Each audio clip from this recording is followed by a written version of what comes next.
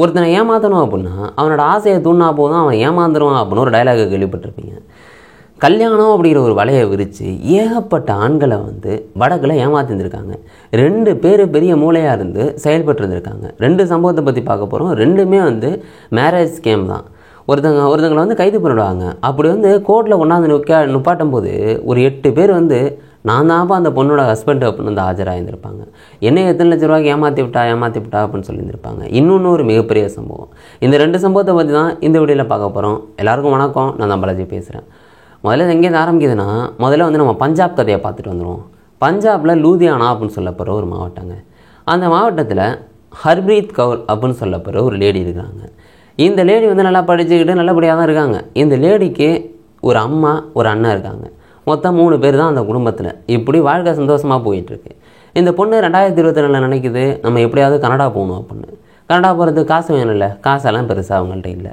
அந்த நேரத்தில் தான் ஒரு ஆடு வந்து தானாக தலையை வந்து கொடுக்குற மாதிரி நான் உங்களை கல்யாணம் பண்ணிக்கிறேன்னு சொல்லி இப்படி அந்த கல்யாண பேச்சு வந்து இருக்கிறாங்க. இப்படி எடுத்தோன்னே இந்த பொண்ணு சொல்லுது, நான் வந்து கனடா போகணும்ப்பா அப்படின்னு.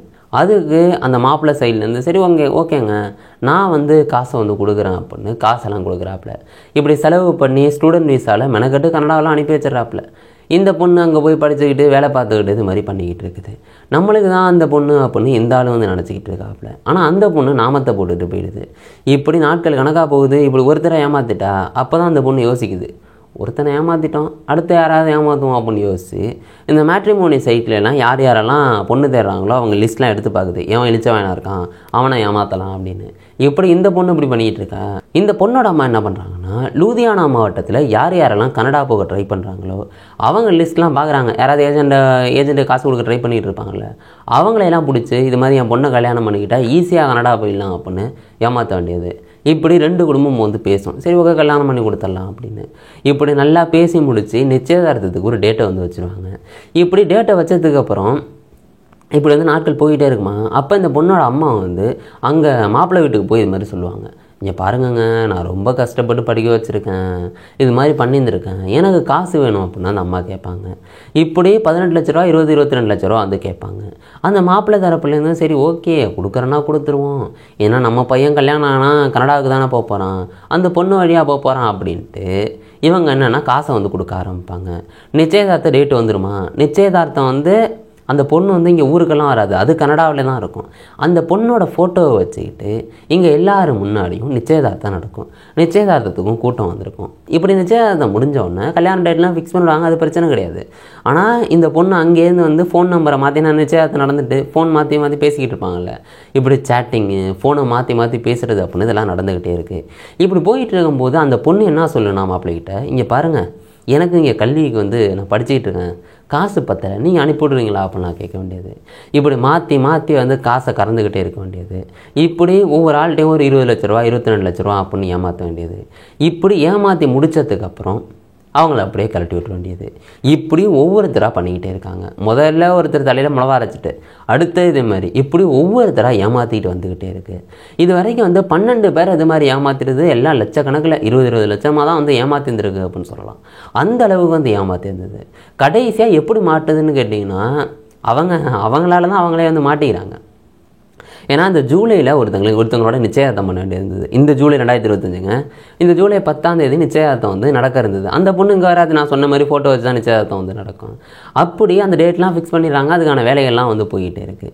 இந்த பொண்ணோட அம்மா என்ன பண்ணுறாங்கன்னா, இது மாதிரி வந்து தன்னோட பொண்ணுக்கு டைப் பண்ணி வந்து அனுப்புகிறாங்க வாட்ஸ்அப்பில். இது மாதிரி இந்த ஊர் அட்ரஸ்ஸு, இந்த மாவட்டத்தில் இந்த ஊரில் வந்து மாப்பிள்ளை இருக்கான், அவன் இதை பண்ணிக்கிட்டு இருக்கான், அவன்கிட்ட 18 லட்ச ரூபா ஏமாற்ற போகிறான் அப்படின்னா அந்த டீட்டெயில் எல்லாம் தன்னோட பொண்ணுக்கு அனுப்புது. ஆனால் பொண்ணுக்கு அனுப்பலை, அது பொண்ணுன்னு நினச்சி வேற ஒருத்தங்களுக்கு வந்து மாற்றி அனுப்பிவிட்டுருது. அவங்க யார் அப்படின்னு கேட்டிங்கன்னா, இதுக்கு முன்னாடி 12 பேரை ஏமாற்றினாங்கன்னு சொன்னல, அவங்களில் ஒருத்தங்க இப்படி தெரியாமல் மாற்றி வாட்ஸ்அப்பில் அனுப்பிவிட்டுறாங்க. இதை பார்த்து அவர் என்னடா அது நம்மளை ஏமாத்தின மாதிரி இன்னொருத்தனை எவனை ஏமாற்ற போகுது அப்படின்ட்டு அவர் அங்கேருந்து குடுன்னு வருவார் இந்த நிச்சயதார்த்தத்தை நிறுத்துறதுக்காக. இங்கே வந்து நிச்சயதார்த்தத்தையும் நிறுத்தி போலீஸ்லையும் கம்ப்ளைண்ட் கொடுப்பாப்புல. இப்படி கம்ப்ளைண்ட் கொடுத்தோன்னே ஒருத்தர் 2 பேர் இல்லைங்க, கிட்டத்தட்ட 12 பேர் வந்து என்னையை ஏமாற்றிட்டு அப்படின்னு கம்ப்ளைண்ட் கொடுப்பாங்க. லாஸ்ட்டாக ஒருத்தர் வந்து ஜஸ்ட் மிஸ்ஸில் தப்பிச்சார்ல, அவர் எப்படி மாட்டினாருன்னு கேட்டிங்கன்னா, இது மாதிரி அவங்களோட அக்காவும் அவங்க அக்கா வீட்டுக்காரர் எல்லாரும் கனடாவில் தான் இருக்காங்களாம். அவங்களோட அப்பா அம்மாவுக்கும் விசா வந்து கிடச்சிட்டு இவர் இத்தாலியில் வேலை பார்த்துக்கிட்டு இருந்தவர் இங்கே பஞ்சாபுக்கு வராப்பில் வந்து இவருக்கும் கல்யாணம் வயசாகிட்டு சரி கல்யாணம் பண்ணிட்டு கனடாவிலே எல்லோரும் போய் செட்டில் ஆகிடுவோம் அப்படின்னு கனடாவில் இருக்க பொண்ணாக பார்த்து தேர்ந்தெடுத்துக்கிட்டு இருக்காங்க, இந்தியாவில் உள்ள பொண்ணாக. அப்படி இந்தியாவிலேருந்து யார் கனடாவில் இருக்காங்க அப்படின்னா அந்த அந்த மாவட்டத்தை ஊரில் சுற்றி உள்ளவங்களை வந்து தேடிட்டு இருக்காங்க. அப்படி தேடினா இந்த பொண்ணு தான் மாட்டுது. அப்படி போயும் ஒரு ஃப்ராடு குடும்பத்திலே போய் மாட்டணும். அப்படி மாட்டி முதல்ல ஒரு 1 லட்சம் அட்வான்ஸ் எல்லாம் வந்து கொடுக்குறாங்க. ஆனால் அவர் கூட கொஞ்சம் கிளவராக இருந்தாருன்னு சொல்லலாம். ஏன்னா நிச்சயதார்த்தம் முடிஞ்சாதான் நான் 4 லட்சம் தருவேன், நான் அங்கே போய் இறங்கினா தான் நான் மிச்ச காசுலாம் தருவேன் அப்படின்னு அவர் சொல்லியிருந்திருக்காப்புல. ஆனால் ஜஸ்ட்டு மிஸ்ஸில் இதுக்கு முன்னாடி ஏமாந்த ஒருத்தரால் வந்து அவர் தப்பிச்சுக்கிறார். ஏன்னா எவ்வளோ பெரிய டிப்ரெஷனாக இருக்கும். கல்யாணம் கிட்டக்க வந்து அவர் எந்தளவுக்கு ஆசையாக இருப்பார், இந்த 12 பேர் எந்தளவுக்கு ஆசையாக வந்து கல்யாணம் பண்ணி தந்துருப்பாங்க, கல்யாணம் பண்ணணும்னு நினச்சிருந்துருப்பாங்க. ஏன்னா கல்யாணம் ஒரு வாட்டி கூட நடக்கலை, நேராக கூட பார்க்கலாங்க. சொல்லப்போனால் கிட்டத்தட்ட 1.5 கோடி ரூபாய்க்கு மேலே அந்த பொண்ணு கனடாவிலேருந்து உட்காந்து ஏமாற்றி வந்து சம்பாதிச்சிருந்துருக்கு.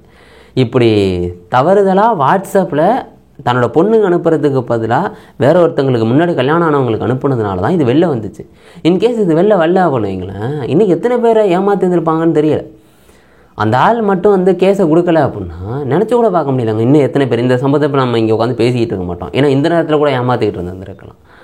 இப்படி வந்து ஒரு 3-4 பேர் வந்து கைது பண்ணியிருக்காங்க. இது வந்து நடந்துக்கிட்டு இருக்குது. இது ஒரு சம்பவம். இன்னொரு சம்பவம் கேட்டிங்கன்னா இது அதோட கொடூரமான விஷயம் சொல்லலாம். அந்த பொண்ணு கல்யாணம் பண்ணாமல் ஏமாத்திருச்சு. இவங்க கல்யாணம் பண்ணி ஹஸ்பண்ட் அண்ட் ஒய்ஃபாக வாழ்ந்து வந்து ஏமாத்திருந்துருக்காங்க. மும்பையில் நான் சொன்னேன்லங்க, கோர்ட்டில் இருக்கும்போது ஒரு 8 பேர் இது என் ஒய்ஃப்னு சொல்லி வந்தாங்க அப்படின்னு. கோர்ட்டில் வந்து கைது பண்ணி அந்த பொண்ணை வச்சுருக்காங்க. 8 பேர் வந்து எப்பா அது என் ஒய்ஃபான்னு சொல்கிறாங்க. எல்லோரும் வந்து மீடியாக்கிட்ட வந்து இது மாதிரி சொல்கிறாங்க, பேட்டி கொடுக்குறாங்க, என் ஒய்ஃபுங்க இது மாதிரி என்னை ஏமாற்றிட்டாங்க அப்படின்னு. இந்த பொண்ணு என்ன பண்ணியிருக்குன்னா முதல்ல ஒருத்தர் கேஸ் கொடுக்க வந்தால் தான் அடுத்தடுத்து வராங்க. எல்லோரும் ஸ்ட்ரெயிட்டாலாம் உடனே வந்து கேஸ் கொடுக்க வர மாட்டாங்க. ஒருத்தர் வந்து 2024 வந்து இது மாதிரி கேஸ் கொடுக்க வராப்புல. என்ன சொல்லியிருந்திருக்காப்புலன்னா, இப்போ தான் நடந்த சம்பவம் அது, ஆனால் கேஸ் அப்போ கொடுத்துருக்காப்புல. என்ன சொல்ல வந்திருப்பாருன்னா, இது மாதிரி பாத்திமாங்கிற பொண்ணு என்னை ஃபேஸ்புக்கில் வந்து சந்திச்சாங்க, நாங்கள் 2 பேரும் மாற்றி மாற்றி சேட்டிங் பண்ணிகிட்டு இருந்தோம். அப்படி சேட்டிங் பண்ணும்போது எங்களுக்கு பிடிச்சி போயிடுது. அந்த பொண்ணு என்கிட்ட சொன்னிச்சு, இது மாதிரி நீங்களும் விவாகரத்து வாங்கினீங்கன்னு தெரிஞ்சிருக்கு, நானும் விவாகரத்து வாங்கிட்டேன், இன்னொரு கல்யாணம் பண்ணலான்னு வந்து ட்ரை பண்ணிகிட்ருக்கேன். சரி நம்ம 2 பேரும் கல்யாணம் பண்ணக்கூடாதா இப்படின்னு வந்து சேட்டிங் பண்ணி 2 பேரும் நேராக சந்திச்சு மணிக்கணக்காக ஃபோனில் பேசி கடைசியாக என்ன பண்ணுறாங்கன்னா கல்யாணம் பண்ணிக்கிறாங்க. அதுவும் கல்யாணமும் வந்து அந்த பையன் ஆர்வத்தோடலாம் பண்ணல. அந்த பொண்ணு வந்து மிரட்டுது. ஏன்னா 2 பேரும் ஒன்றா அந்த ஃபோட்டோஸ் வீடியோஸ் வந்து வெளில விட்டுருவேன், லீக் பண்ணி வைரலாக்கி விட்ருவேன், நீ என்னை கல்யாணம் பண்ணிக்கணும் அப்படின்னு சொல்லி மிரட்டை கல்யாணம் பண்ணியிருந்திருக்கு. கல்யாணம் பண்ணி ஒரு 3 மாதம் ஒன்றா வாழ வேண்டியது. அதுக்கப்புறம் அந்த வீடியோஸை வச்சு மிரட்ட வேண்டியது. சரி நம்ம ஒய்ஃப் தானே, எப்படி மிரட்டை கல்யாணம் பண்ணியிருந்திருக்கா, ஒய்ஃபாக இருந்தோன்னே சரி காசையும் கொடுத்துக்கிட்டே இருக்காங்க. இப்படி பல லட்சம் கொடுத்ததுக்கப்புறம் மறுபடியும் கொடுக்க முடியாதுன்னு சொல்கிறாங்களா, அப்போ ஆளை வச்செல்லாம் மிரட்ட வேண்டியது. இப்படி பண்ணிக்கிட்டே வந்து இருந்துக்கிட்டு இருக்காங்க. காசு வந்து லட்சக்கணக்கில் கறந்துட வேண்டியது. எப்பா இனிமேல் நம்மளால் எதுவும் பண்ண முடியாதுப்பா அப்படின்னு அவர் என்ன பண்ணுறாருன்னா, சரி ஓகே நம்ம வந்து இதை விட்டு இந்த பொண்ணை விட்டு வெளில போயிடுவோம் அப்படின்னு வெளில போகிறாங்க. அப்படி போனால் வந்து பார்த்துட்டிங்கன்னா இந்த பொண்ணு இன்னும் நிறையா பேரை கல்யாணம் பண்ணியிருந்திருக்காங்கன்னு தெரியுது. அப்போ பார்க்குற அவர் ஓகே நம்ம வந்து இதை சும்மா விடக்கூடாது, கேஸ் கொடுத்தே ஆகணும், அவர் போய் இந்த கேஸை கொடுக்குறாரு. இப்படி கேஸை கொடுத்ததுக்கப்புறம் இந்த பொண்ணை கைது பண்ண போலீஸ் போகிறாங்க. அப்படி அங்கே போனால் இந்த பொண்ணு ப்ரெக்னெண்ட்டாக இருக்குது. சரி ஓகே உடனே வந்து கவர்மெண்ட் ஹாஸ்பிட்டலுக்கு கூட்டு போனால், அங்கே கவர்மெண்ட் ஹாஸ்பிட்டலுக்கு கொண்டு போனால் இந்த பொண்ணு அங்கேயெல்லாம் வைத்தியம் பார்க்க முடியாது அப்படின்னு தனியார் ஹாஸ்பிட்டலில் போய் பார்க்குது. ஏன்னா எதுவும் கொள்ளையடிச்சு வச்சிருக்குல்ல பாதி காசை, இப்படி வைத்தியம்லாம் பார்த்துக்கிட்டு இருக்கு. கடைசியாக இப்போ இந்த வருஷம் இப்போ தான் வந்து அந்த பொண்ணை போய் வந்து கைது பண்ணுறாங்க. கைது பண்ணதுக்கப்புறம் தான் இந்த பொண்ணு வந்து நிறையா பேரை ஏமாத்திருந்திருக்கும் அப்படின்னு போலீஸ் வந்து கணக்கு பண்ணுறாங்க. அப்படி விசாரணையில் தான் இது வந்து நான் ஏகப்பட்ட பேர் வந்து ஏமாத்திருந்திருக்கும், ஒரு 4-5 பேர் ஏமாத்திருக்கும்னா முதல்ல இவங்க நினச்சது. ஆனால் 8 பேருக்கு மேலே இருக்கும் அப்படின்னு அதுக்கப்புறம் தான் போக போக வந்து தெரிஞ்சிருந்திருக்கு. 8 பேர் மட்டும்தான் கேஸ் கொடுக்க வந்திருக்காங்க, இன்னும் நிறையா பேர் இருக்கலாம் அப்படின்னு போலீஸ்னால் வந்து சொல்கிறாங்க. 8 பேர் என்ன சொல்கிறாங்கன்னா, இங்கே பாருங்கங்க இவ்வளோ வந்து காசு இருந்துச்சு, இப்படி கல்யாணம் பண்ணி 3 மாதத்தில் வந்து ஏமாற்றிட்டு போயிட்டா அப்படின்னு ஒவ்வொருத்தவங்களும் அவங்களோட சோகக்கதையை வந்து சொல்லியிருந்திருக்காங்க. எல்லாம் வந்து கோர்ட்டில் அவங்க வக்கீலோட வந்து நின்று பேட்டியும் வந்து கொடுக்குறாங்க மீடியாக்கிட்ட. அப்புறம் கோர்ட்டில் வந்து இந்த விசாரணையே நடக்குது. அப்போ இந்த பொண்ணு சொல்லுது, எனக்கு வந்து ஜாமீன் வந்து வேணும், எனக்கு இப்போ ஒரு குழந்தை பிறந்திருக்கு அப்படின்னு சொல்லுது. அப்போ என்ன நீதிபதி தீர்ப்பு கொடுக்குறாப்புலன்னா, இங்கே பாருங்கள் உங்களோட குழந்தை இருக்குல்ல அதோட லாஸ்ட்டு ஹஸ்பண்டுக்கு வந்து அந்த குழந்தைய கொடுத்துட்ருங்க அப்படின்னு தீர்ப்பை கொடுக்குறாங்க. லாஸ்ட்டு ஹஸ்பண்டுக்கு அந்த குழந்தை போயிடுது. இப்போ அந்த லேடி ஜெயிலில் இருக்கிறாங்க. இந்த லேடி வந்து கைது பண்ணிடுறாங்க. ஆனால் அந்த லேடி கனடா இருக்கிறதுனால அந்த லேடி வந்து இன்னும் கைது பண்ணலை. இந்த 2 சம்பவம் நடந்துருக்குங்க. இது மாதிரி பல சம்பவங்கள் நடந்துக்கிட்டு தான் இருக்குது. ஆனால் ஹெவியாக ஏமாத்துறாங்க பாருங்கள், ஒரு 12-20 பேர் அப்படின்னா நம்ம யோசிச்சு கூட பார்க்க முடியல பாருங்களேன். அந்த மாதிரி சம்பவங்கள்லாம் ஒருத்தனை ஏமாற்றணும் அப்படின்னா அவனோட ஆசையை தூண்டினா போதும், கல்யாணம் அப்படிங்கிற ஒரு ஆசையை விரித்து ஈஸியாக லட்சக்கணக்கிலையும் கோடிக்கணக்கிலையும் வந்து ஏமாற்றி இருந்திருக்காங்க. இதில் வந்து இன்னும் எத்தனை பேர் வந்து எப்பா நம்ம மானம் போயிடும் போய் கேஸ் கொடுத்தனா அப்படின்னு வெளில சொல்லாதவங்களும் ஏகப்பட்ட பேர் இருப்பாங்க. இந்த சம்பவத்தை பற்றி நீங்கள் என்ன நினைக்கிங்க? இந்த காலகட்டத்தில் மேரேஜே ஒரு பயமாக தான் இருக்குது அப்படின்னு சொல்லலாம். ஏன்னா எத்தனை சம்பவங்கள் பார்த்துருப்பான். மேகாலயா ஹனிமூன் மர்டர், இங்கே வந்து இன்னொருத்தனை லவ் பண்ணதுனால ஒய்ஃபே ஹனிமூனுக்கு கூப்பிட்டு போய் ஹஸ்பண்டை போட்டுதுன்ற சம்பவம். இன்னொன்று என்னடான்னா வரதட்சணை சம்பவம். கல்யாணம் பண்ணி ஹஸ்பண்டு வீட்டில் வந்து வரதட்சணை கேட்டு மிரட்டி பொண்ணு தானே வந்து சூசைட் பண்ணிக்கிறது. இதையும் தாண்டி குக்கரில் வேக வைக்கிற சம்பவம் இப்போன்னு பல சம்பவங்களை வந்து பார்த்துருந்துருக்கோம். இந்த காலகட்டத்தில் என்னென்ன நடந்துகிட்டு இருக்கு பாருங்களேன். இதை பற்றி நீங்கள் என்ன நினைக்கிறீங்க? உங்கள் மனசுக்கு என்ன தோணுதோ அதுக்கு கீழே கமெண்ட் பண்ணுங்க. நாளைக்கு நேரடியாக நான் உங்களை சந்திக்கிறேன். Bye guys.